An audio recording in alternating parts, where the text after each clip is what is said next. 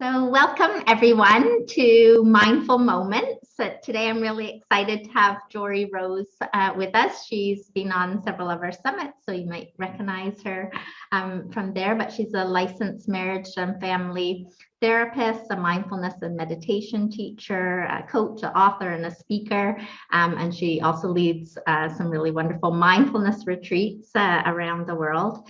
And she's helped just so many people through her work. I really recommend you follow her podcast and her social media, because she's always posting wonderful things on there. She has a children's book as well, and she's recently published a book which she's going to talk to us about today, which is called A Year of Gratitude, Daily Moments of Reflection, Grace, and Thanks, which sounds just wonderful. So thank you so much for coming on, Joree, and sharing with us today. Helen, thanks so much. I know you and I were chatting for a few moments before we hit record, and it's just so beautiful to connect with you for so many years and to share our work with one another and with each other's community. So thank you so much. I feel so blessed to be able to come on and talk about this book, because I think we need it now more than ever.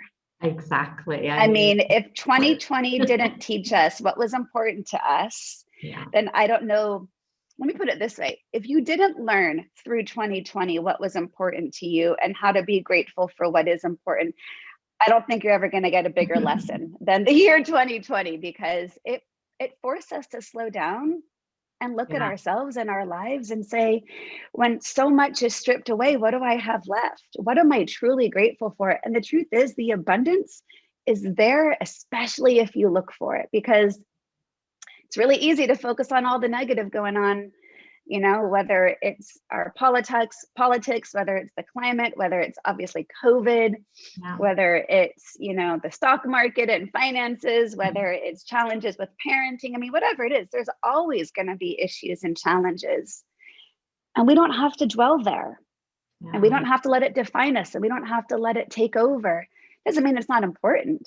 It just means we can have a different lens through which we see the world. And that's what I view gratitude as. It's a lens through which we see the world, if we so choose to look through that lens.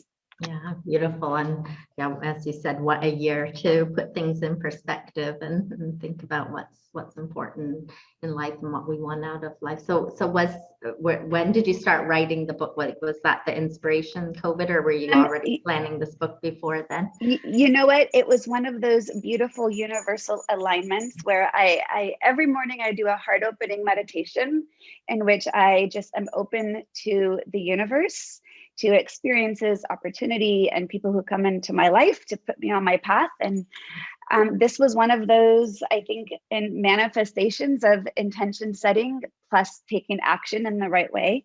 And actually, this publisher reached out and found me. Okay. And so it was a beautiful gift to be asked to write this book. And all of the content is a combination of, so it's each day of the year. So there's 365 different ways to practice gratitude. And it's broken down into meditations, mindfulness practices, reflections, kind of like gratitude projects, you know, like not things that are going to take a long time, but gratitude exercises, affirmations, inspirational quotes. So it's a very interactive book because, so to answer the first part of your question, I started it in June. So right in the middle of COVID, you know, right in the height of it all. In fact, the weekend I started was the weekend my fiance had spine surgery. And he was recovering from spine surgery. And I'm sitting at my dining room table with 300 Post-it notes trying to outline my ideas.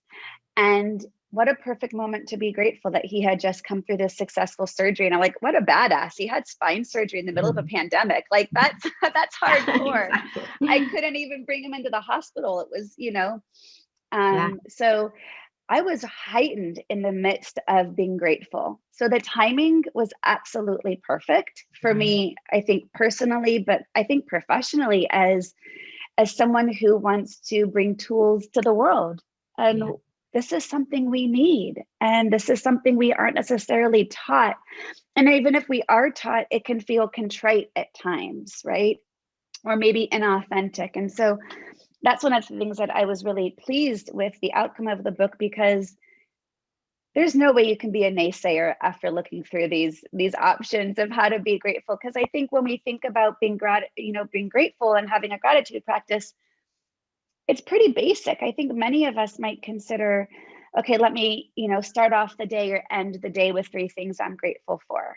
And if I've had a bad day, it might be really hard to tap into that. But that's just barely the tip of the iceberg. And so I like to think about, how can I get really not just creative, but expand my depth for what my gratitude can be.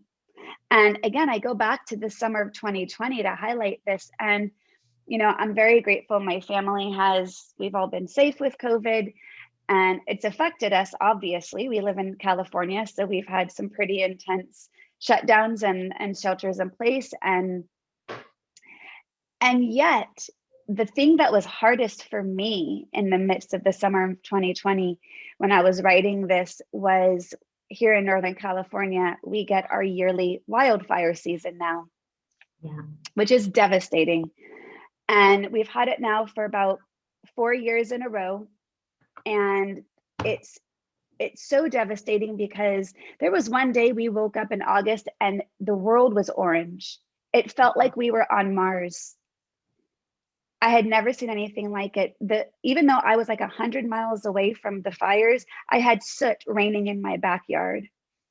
And so when I think about gratitude, after wildfire season, I have never been more grateful to see a blue sky. Right. Because for months, the air quality, the town that I live in, on Sunday, August 23rd, had the worst air quality in the whole world. That's unbelievable. And so, when we think about, I'm having a really bad day, I don't have anything to be grateful for. Okay, well, if the sun is shining and if the sky is blue, and if you don't have soot raining in your yard from dead trees and animals from 100 miles away, you've got a lot to be grateful for. If you've got clean water to drink, if you've got a cozy bed to sleep in, if you have an ability to cook your food that is healthy, and if you can wash your dishes and do your laundry, like right off the bat, we have a lot to be grateful for. It's just a matter of whether or not we focus on that. Yeah. As you mentioned, so many small things that we don't even think of, which are, a lot of people in the world we just don't have it, right? And we take it for granted. And so when, and I think again, COVID highlighted how much we took for granted. And, whether it's going to the gym, meeting a girlfriend for coffee, going out for Taco Tuesday, going to, like, we live in the Bay Area. So like we go to Napa and go to wineries or go to Tahoe and, just, wow. Or just, I hate to sound so like, trite about it, but the thing that I've missed most is getting my nails done. I just want to get my nails done. I want to get my hair cut. Like these little things that were just part of my routine of self-care done, right? And I have been cutting my own hair and coloring my own hair and doing my own nails for over a year. Yeah, you start to really look for. I know when I moved, from England to here, and everything was open, and it was just simple things like going to the coffee shop and sitting in the coffee shop. I was so happy and like, I know, have a coffee in a coffee shop, and walking around the mall, which normally I wouldn't like, but it suddenly seemed like such a wonderful thing. Desirable. Yeah.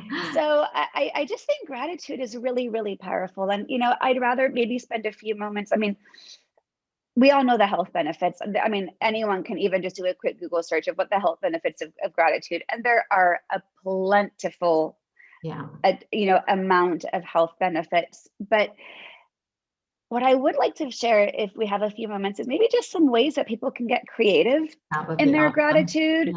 Because this is what I think is partly unique of how I've designed the book, is to really kind of go deeper into it, but also in a creative way. So one of my favorite ways to be grateful is to have affirmations around your difficult moments. Because even the research says, if we can be grateful for that, even though that was hard, even though that was challenging, it wasn't as bad as it could have been. Yeah. So we can take a difficult moment and even reframe it in a positive way to say, I struggled through that and I got through it. Yeah. So I like the affirmation of, I have 100% success rate of getting through everything I never thought I could. I love it. That's beautiful. Right? Because Yeah. it doesn't mean you had to like it to get through Yeah. it. Doesn't mean it was easy. Doesn't mean you'd want to do it again. But if you're here listening right now and you're breathing this next breath, you've gotten through everything. Yeah. Yeah. And we tend to focus on how hard it was rather than the fact that we did it.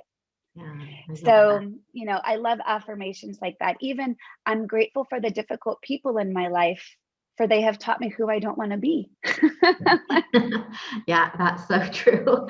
You can think about all the, you know, how not to do things. Or, Exactly. Yeah. Exactly. So I think affirmations are a beautiful way to have a gratitude daily practice.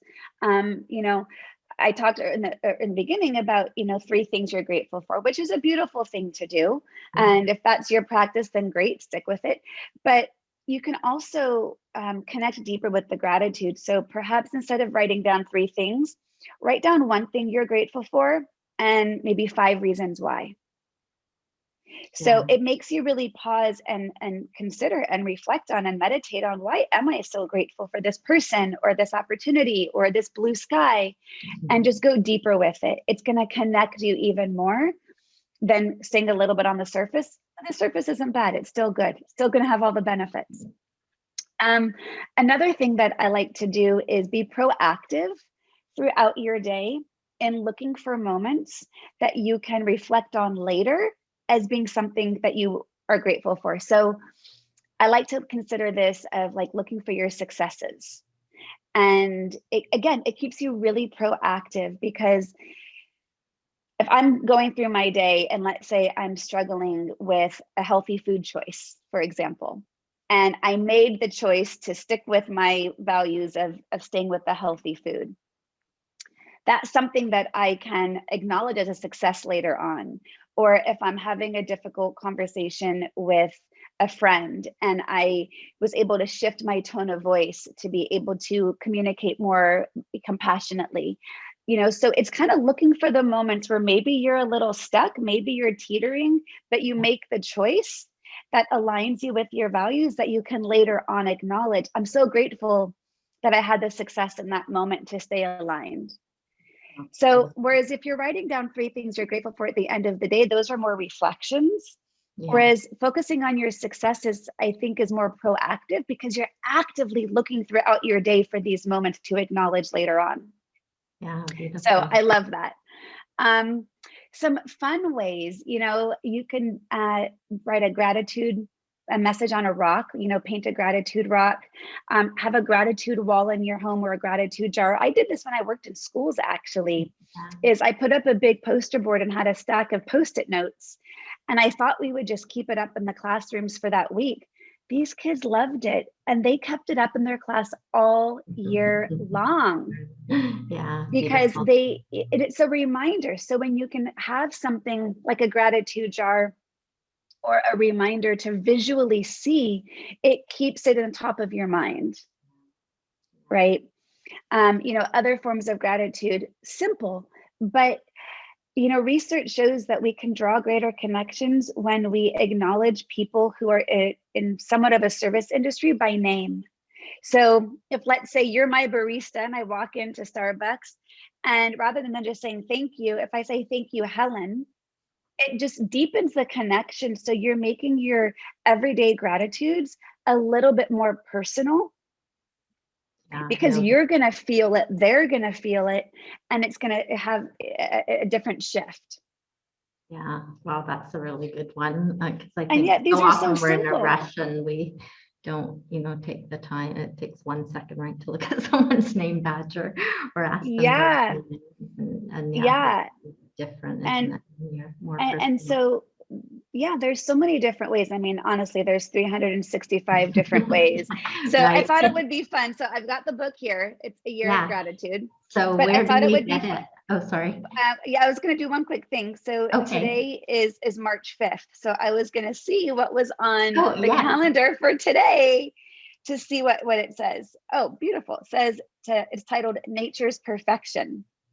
Think about a time when you bit into a perfectly ripe piece of fruit.